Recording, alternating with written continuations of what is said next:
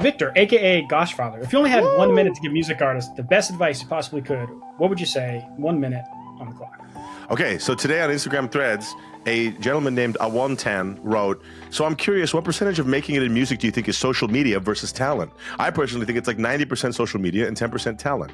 I responded, I don't believe in the word talent, and we'll get into that today, but if we're going to talk about what talent means to me, the one hallmark of people who are talented is taking a look at their field and having an above average understanding of what's necessary to be an outlier. The talented people, aka the ones breaking through today in music, are the ones that going, my music is great, and I'm going to learn to do whatever else is necessary to get it heard by people. And yes, a big obvious part of that is understanding and leveraging social media, because that is where the majority of their total addressable, growable fan base is at. And it's the cheapest, most efficient place to get discovered, usually for $0 and just at the cost of the artist's time and effort. Point is, if you can learn how to do a compressor and write a song and mix master a song, that's the hard part. You can also learn social media to market yourself. Ta-da! Yeah, nailed it. Honestly, that was a very good point. A lot of we're getting artists, right into it. yeah, they feel like music should just kind of sell itself. And yeah, I back wish in the good old days that would happen, but I don't think that's ever been the case. But bro, the good old days is so long ago now. Like a lot of these artists say, I wish it was like, I mean, look, we're getting right into it. Hi, everybody. Hello, world. But, for example, I posted a video today about talking about my brand, how I came up with my visual brand, my personal brand. For those of you that don't know, I'm a DJ. I do disco house, and my brand is kind of like this. I wear this red tracksuit, and it's kind of like this Slavic, Eastern European kind of drunk uncle, crazy person playing disco EDM stuff. That's just my brand, because that's just kind of what I come from. And I did a whole video talking about the mindset that I put into actually coming up with that brand and all the steps that it took to come up with that. And so many old heads are commenting, yeah, man, I wish it was about the music and not doing gimmicks online. But my friend, when was it not about doing something to get people to pay attention to the music that was peripheral from the music? There was just simply never a time like that. You either had to pay somebody or you set the match and the fire on your own. So which is it? Choose one. And that's what I'm saying with social, with these fucking rectangles in our pockets that are connected to the rest of the world, we can do it for $0. $0. Okay, you got to buy a smartphone. Okay, well, if you're participating in society, you have a smartphone. Oh, but we got to pay for Wi-Fi. People always try to do this little gotcha on me. Okay, then. Yeah. I would argue it's the most approachable it's ever been in the history of music. It's the easiest to break out as it's the easiest, quote me on this, it's the easiest to break out as a niche, hella freaking weird ass music artist in the history of mankind. It's actually harder to break out as like we do rock, you're screwed. Yeah. If we do Pokemon 8-bit rock goth shit, you're gonna find an incredible fan base. This is the crazy.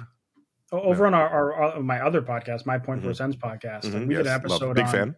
People. Yeah, you were on there. I don't know when this is going live, but recently, and we were talking about how people like trying to write music for algorithms, but like in reality, the job of all these algorithms is to find people who like the weirdness that is you, whatever that weird is. And if you're doing something generic and broad, you're actually just increasing your competition and making it harder for the algorithm to like find your people. Whereas if you're more niche, it kind of will sort out a lot more organically, because it can just kind of find the, you make like Pokemon death metal or something. It's like it can. I'm in. People. I'm gonna actually go. Like you see, if I saw that on my feed, dude, I'm gonna watch that. I like Pokemon. I don't really, but it doesn't matter. It's fresh, and that's what I'm saying.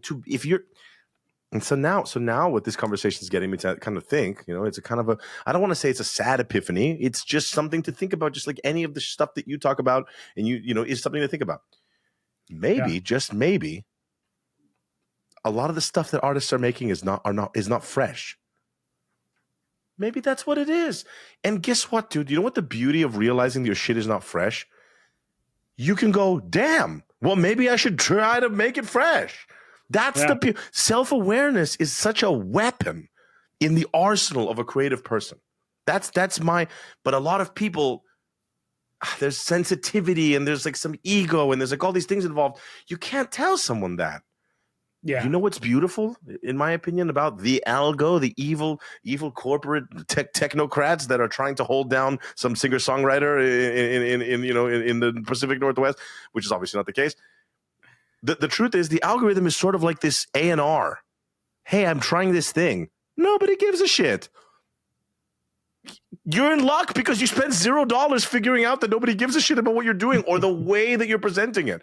Usually, if it was like, oh, I got signed to a label, people invest money into you that, by the way, you have to return. You have to pay that money back. It's not like, here you go, enjoy. It's a charity. With social, with algorithms, oh, I posted myself playing guitar in my room with poor lighting and terrible framing. No one gives a shit. Oh, that's like a sign that make people give a shit then. Turn the light brighter in the room. Yeah. Get yourself in the middle of the thing. Make it so the volume doesn't sound like you're in somebody's trunk singing. You know what I mean? Like it's almost like a gift kind of. But people want to get. I made a song, damn it. I deserve the algorithm to show it. Come on. You don't want everybody to show. You don't want the algorithm to show everybody your sixth attempt at a piece of content. You don't want that because your shit's going to suck. It's going to suck for a long time until it's good. Yeah, and I don't know what the case for you is, but before you had your first song, I don't know, that you felt was actually like a success or got some movement. How many songs do you think you had written before that moment, roughly? Written. Well, we'll get probably into my story, but I was going to quit music in 2022, and I was going to quit music forever, just permanently in 2022. But in 2020, I moved back from Los Angeles after doing the DJ thing, doing the Hollywood Hills networking thing in LA for so long, trying to be an EDM DJ, whatever. I moved back to San Francisco from Los Angeles. I got very lucky that the timing. I moved back in January of 2020, as we all know what happened. We all know what happened. And I kind of, in the back of my head, was like, okay, now that I'm kind of away from the LA scene, maybe I can kind of dip my toes back into producing. I've taken a little month and a half break, settled back in San Francisco. Let's try it. Plug in my hard drive and the hard drive crashes because I'm a dumbass and I put it on like a spinning disc, stupid ass hard drive. I'm also a brutish fucking human and I obviously didn't take care of it. It was in a shitty little sleeve. The thing died. Everything was closed in COVID. And I lost 10 years of recorded songs. I'm not just because, for a lot of EDM DJs, that's like Ableton sessions. Dude, I had singers that I paid money to go into studios on Sunset Boulevard in Hollywood, whatever, to go and like they would pay them, I would cut vocals, but because I was such an insecure little bitch comparing myself to everybody, none of that music came out. So how many songs did I write? There was probably 50, 60 halfway to completed songs on there that other people were involved in, and they're never going to see the light of day. They're gone. And that's just the ones that you got far enough in the pipeline that actually had vocals tracked and went to studio exactly time. That I went to the studio with, but they're gone, dude. They're fucking gone. So let's say there's that. Now there's trauma associated with that. I wanted to quit, but then, dude, in 2023, I was like, you know what? Let me give this the old college try again, and I put out a song a week for 52 weeks, and that changed my fucking life. The reason I'm sitting here with you is because I used that tidal wave. So at the very minimum, I wrote 52 songs. At the very minimum, I wrote 52 songs. Outside of that, maybe like 20, 30. And then outside of that, maybe 50. So maybe, 150 songs, 80 of which are out, 50, 60 of which will never see the light of day. And then it's a numbers game. I'm sure you see this a lot too, but there'll be an artist online saying, how they've been trying to pursue music for 6 months and they've recorded like 7 songs and they've released 4 of them. And I just sit there and I want to literally whip out like a tiny violin and sing them like a sad song because like I looked at my old hard drive and I had 1,200 songs on my hard drive, Logic files between Logic and Ableton. Wow. 1,200 all the way since 2000. I wasn't ready for that. That's amazing. 2009, 2010ish. I started recording music.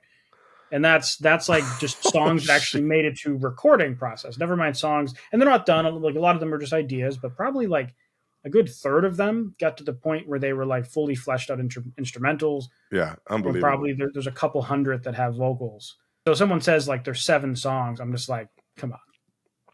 get the fuck out of here with your music. Fuck, man. Well, damn. I mean, well, I guess I mean, just I've written. Yeah. Okay. Yeah. But dude, I agree with you. It's like if you were to count the stuff you just written, you probably have a couple hundred. Written. I have a couple hundred. Yeah, ideas. I have ideas that are like fleshed out, or almost ready to think about, but like ready to have been released and not been released. Yeah, we're talking about 150. But yeah, dude, it's also just like. I want to, so much of like what I've learned through this entire process of like me doing everything that I'm doing, and this is what I try to tell like up and coming artists, is like this is like this entire field of being creative in music. It's a very, in my opinion, a very right down the middle. It's a very like logical kind of business thing, and it's a very like practical kind of thing, and it's also a very emotional kind of thing. So it's like your life and your life experiences and how you've dealt with them increases the quality of it's the halfway of the creation of the music. The other 50% that most people don't meet it at is the logical business. We have to crank it. We have to go to the creative gym every day and do our creative ups. We can't just be, oh my God, we're great. I'm a great musician. Why can't anybody? Like that's what I'm saying. And it's like, for me, all of the music that I've made and everything that I've made, it's all part of just my experiences, like kind of coagulating to create something. And I think that a lot of people, and it took me a long time to realize that like, you have to take that, take your experiences, take the emotions, and you have to combine it with some kind of practical, get on a schedule, put stuff out, sit down, and you don't feel like being creative, but you got to be creative. That's the kind of stuff that I've learned through this entire process. That's what I think has changed, that I realized, I guess really what it comes down to is like, you can't be entitled. You can't think that your shit is the shit, and you can only get to that point through creating a lot of stuff, having a bad day, and then making a song that's emotionally fueled by it. And then listening to it 3 days later when you're happy and going, damn, I was in a dark place, but recognizing that that's how it works, creating a body of work. A lot of people look at fame, or they look at their heroes, and something inside of them doesn't allow them to rationalize that they are only witnessing the tip of the iceberg. That's what blows my mind. Like, you look at Skrillex, who to me is like, that's God, and I'm not even making that kind of music that he's known for.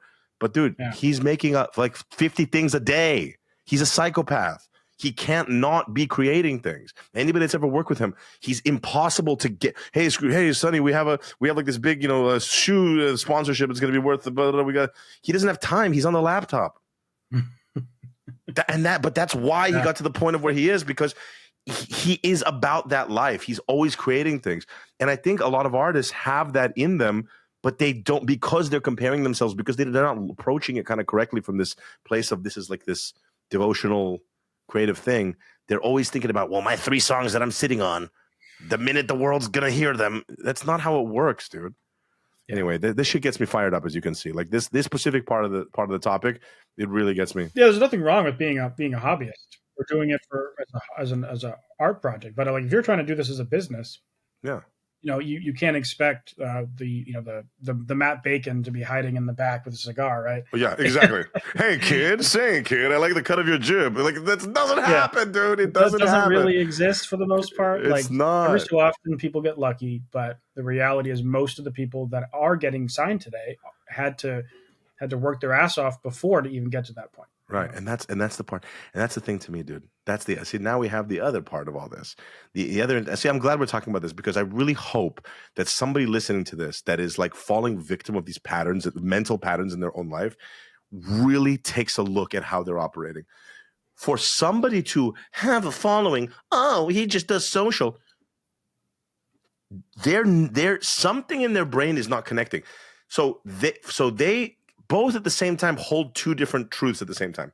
Social is difficult for me, and I don't get it, and I don't want to do it. But people that are good at social, that are getting signed to record labels and getting opportunities, have the easy way out. Which one is it, my friends? Is it that social's hard to grasp and that it's difficult for you to hang on by time? Or everyone that does socials is hella stupid, that's why they're getting opportunities? So which is it? So then if the stupid people are getting opportunities and they're so shitty and they just nepotism, then why don't you just do it? Why don't you just do it then? Well, don't you want to be signed and on tour and opportunities and playing Lollapalooza? They're letting anyone play Boiler Room these days. Then why don't you do what they did and go play Boiler Room? But they won't do it. there's something to be said that it's definitely not the most talented people who are making it to the opportunities. It's the people who are the best at getting the word out.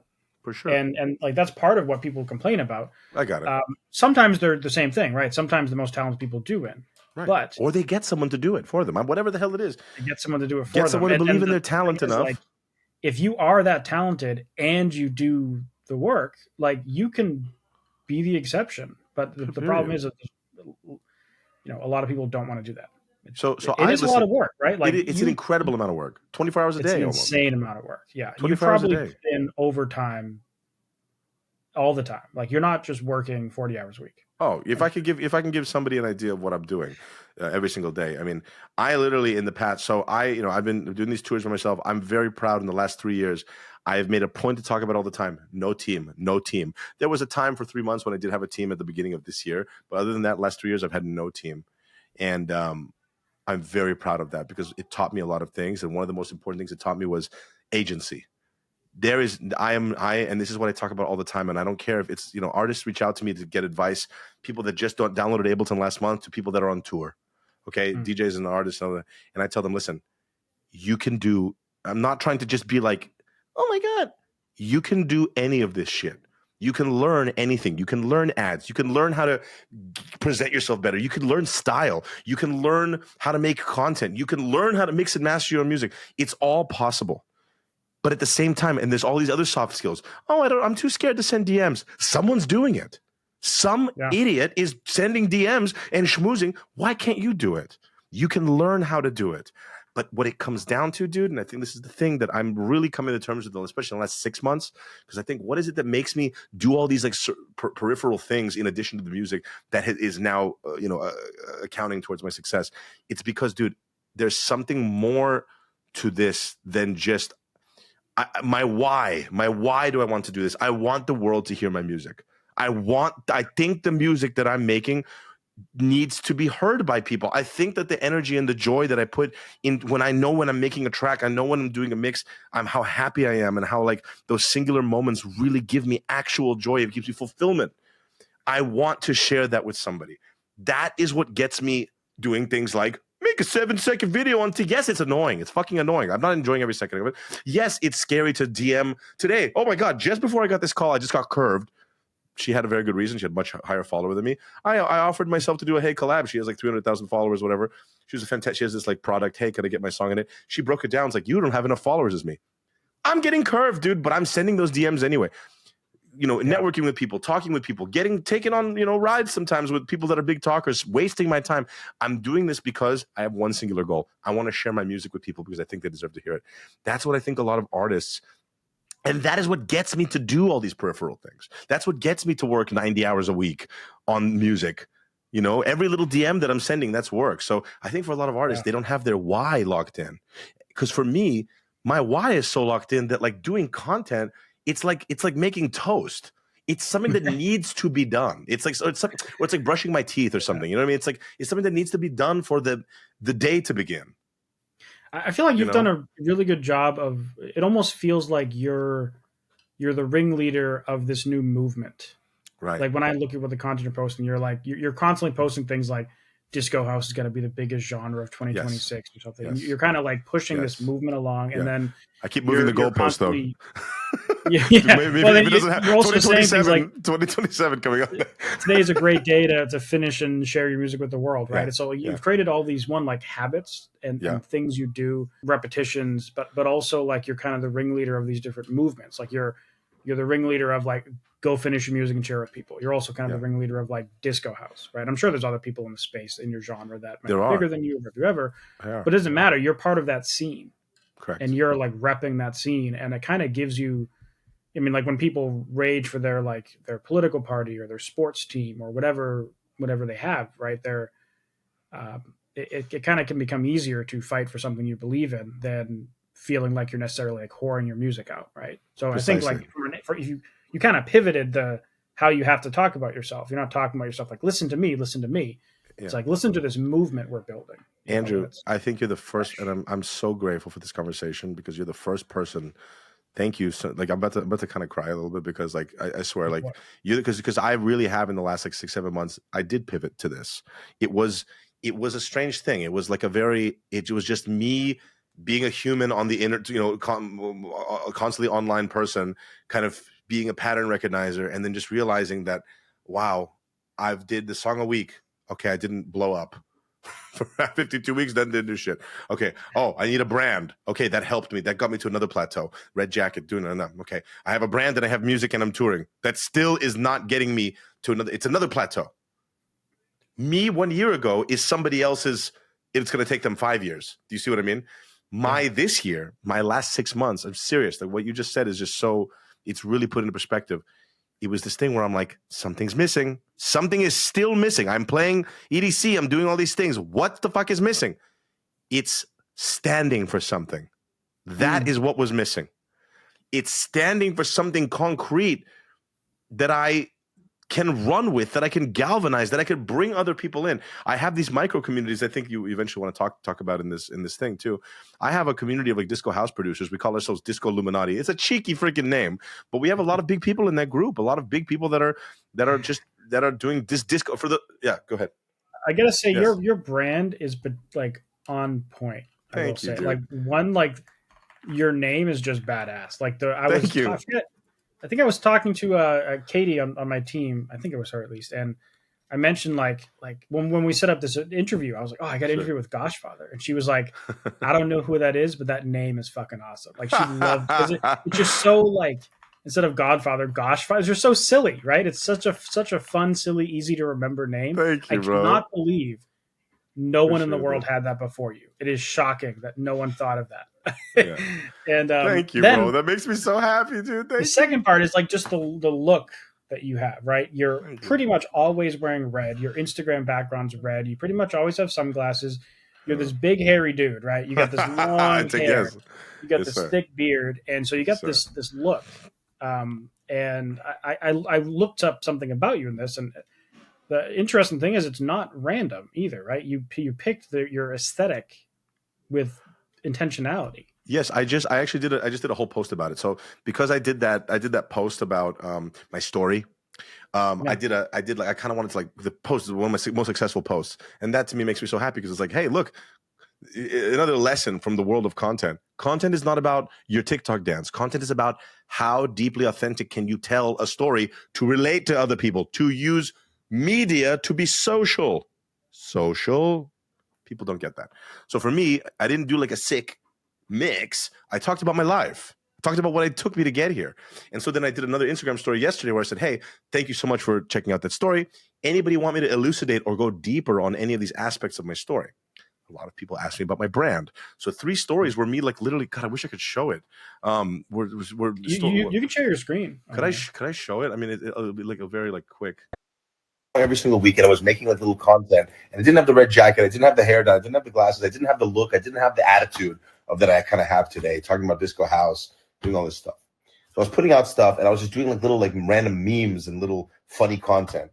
And then in around August of 2023, I had a video that went viral about me doing some funny shit. And then I asked one of the people that like randomly followed me from that video, I said, what do you think it is that I do? They're like, oh, you're a comedian, you're a travel blogger, you're a food blogger. And that made me realize, wow, I don't have a brand. Nobody understands that I'm a fucking musician. So even if I keep on going viral with these stupid videos and nobody knows what the fuck I do, there's no point of me existing on the internet. No one has any idea what I'm doing. So I was like, I need to have some kind of brand. So I thought about like all of the Russian kind of Eastern European people that I grew up with. They're all wearing the Adidas track jackets. And I kind of integrated that into my brand. So now I do this like Soviet Union kind of disco thing, and it works for me, and it's hella funny.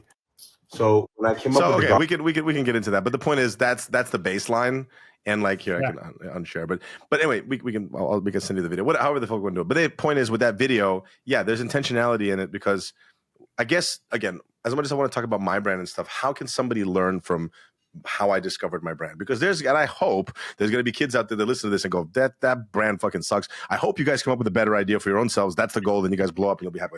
But the bottom line, what do you think? Like, if you had to come up with a checklist for how someone can figure out what their brand will be, like, what are they going to look like? How are they going to act? How are they going to talk to their people? Like, how should someone figure that out? So check us out. So foundationally, right?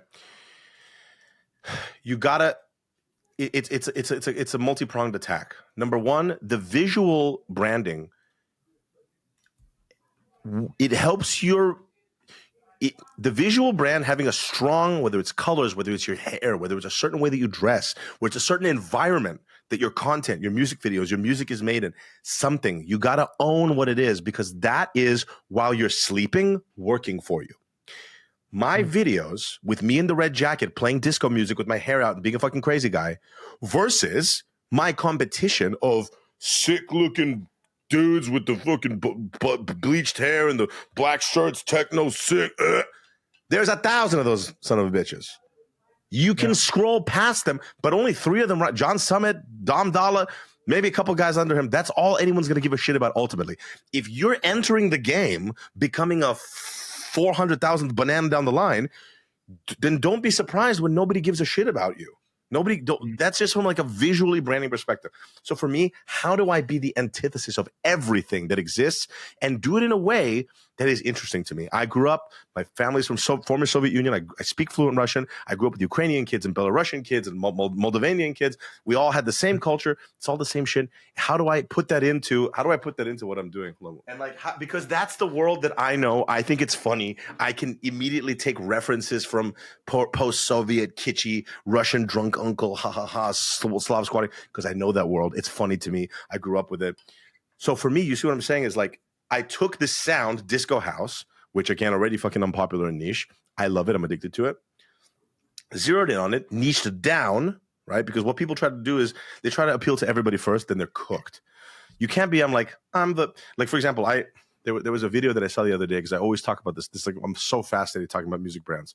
There was these guys they're all like, they're wearing like beanies and like wife beaters, and they're like in the hood, and they're like they wrote this thing called ghetto metal. It's a bunch of African American guys, and they're playing fucking metal, and it's sick as fuck. It's raw. It's got the energy of like a rap video, but they're playing guitars and they're screaming, and like you cannot ignore that, because it has everything that they want in one spot. With me, disco house.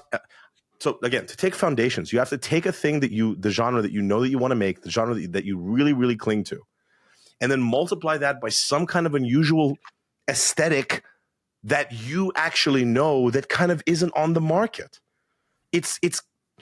You're a tech house regular DJ, and you use, what kind of video games did you play as a kid? Like Street Fighter? Are you wearing like military fatigues? And are you like Guile? Are you like kind of, I don't know. That's a stupid example, but it has to make sense to the individual, because that's how you don't burn out when you're working on your brand.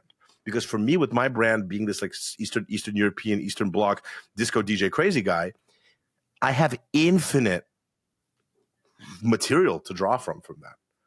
If you say Street Fighter, I mean, that's a stupid example. What I always say, my litmus test, dude, my litmus test when I talk about brands with artists is like dubstep and gardening.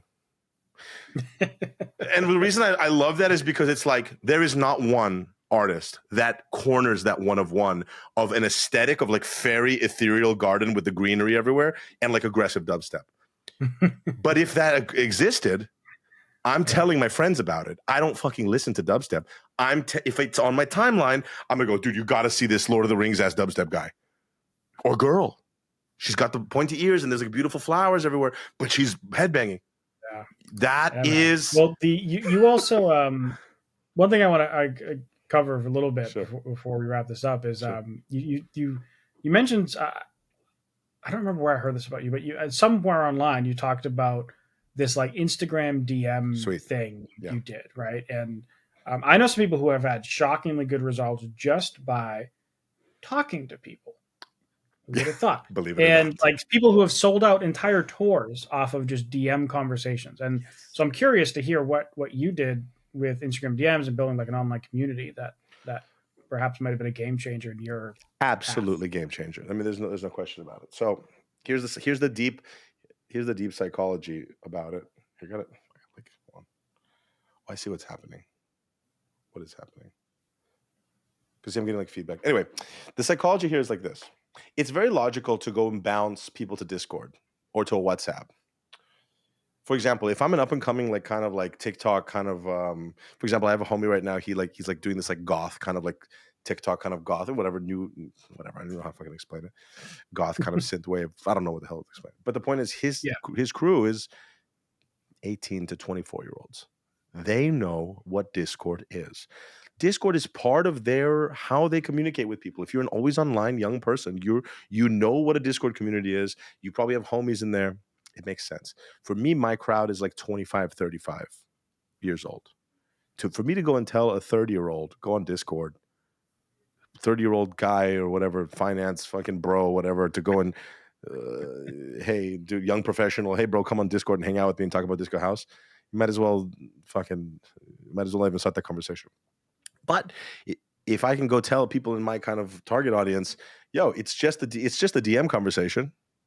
Sure. Yeah. They're doom scrolling Instagram every second of every single day on a lunch break. They can come in and pop in, and if the conversation is niche enough or something interesting enough for them, or for example, if they're a fan of me, they have access to me. I'm addicted to Instagram. I'm on there all the time. So what I start doing is I start putting these little conversations together. For example, one of the conversations is Disco House music producers that are in my niche. We share samples. New song comes out. We're all supporting each other. There's a reason to come back. It's like interesting. There's a pull. It's part of the dopaminergic cycle of using this app. If I say, hey guys, make sure to pay Instagram like DMs, or is this what that thing they have? It's DMs. With DMs, you so can have up to 250 people. Instagram communities or whatever No. See, I really feel like they're going to sunset that soon because it's a big failure.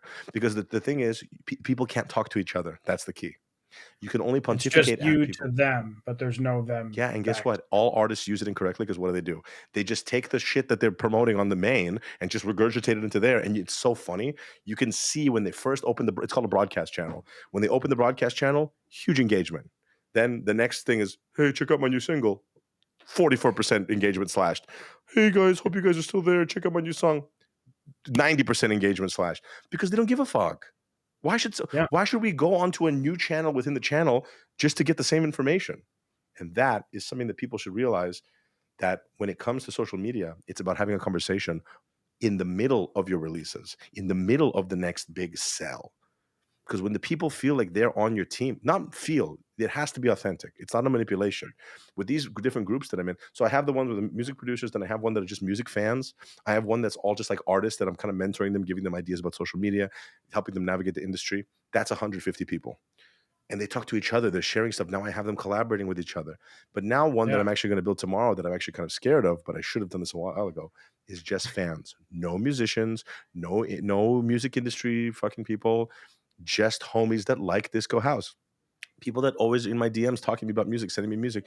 Hey, have you heard of this guy? I'm going to bring them all into one group. They're going to have access to me. Hey guys, what's going on? Happy Thursday. We can have listening parties together, and they're using the app already. It's not a new, hey, close this app that you're on 24 hours a day. Open up Discord that you never use. It's cooked.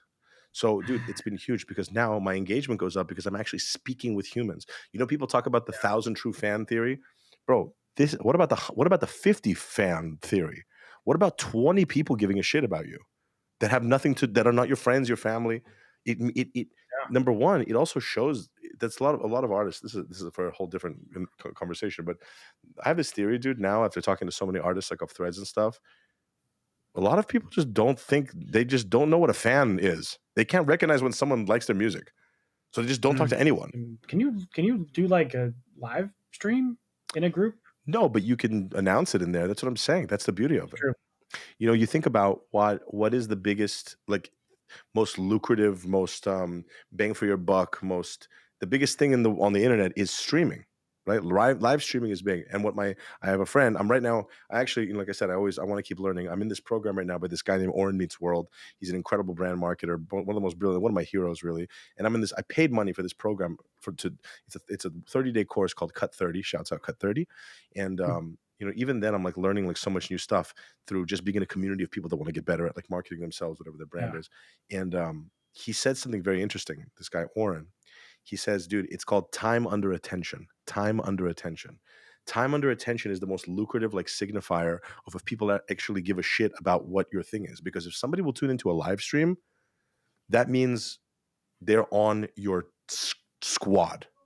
That's worth more than a like, a comment, 100 shares. If people are locked into watching you speak live, and are participating, then you're locked in. That's a huge. That means that whatever your brand is having an impact on somebody to be able to really give you their undivided attention in a world where everything is trying to take everybody's attention. So being able Yeah. to do these chats, you're in a conversation consistently with people that give a shit about you, and you have the opportunity to go and show that you give a shit about them.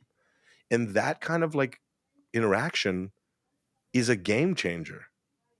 You know what I'm saying? Like it's I attended this talk at NAM last year, which is a oh cool. music Of course. conference. And Rich, if you go next year, let me know. I'm down, dude. I've never been.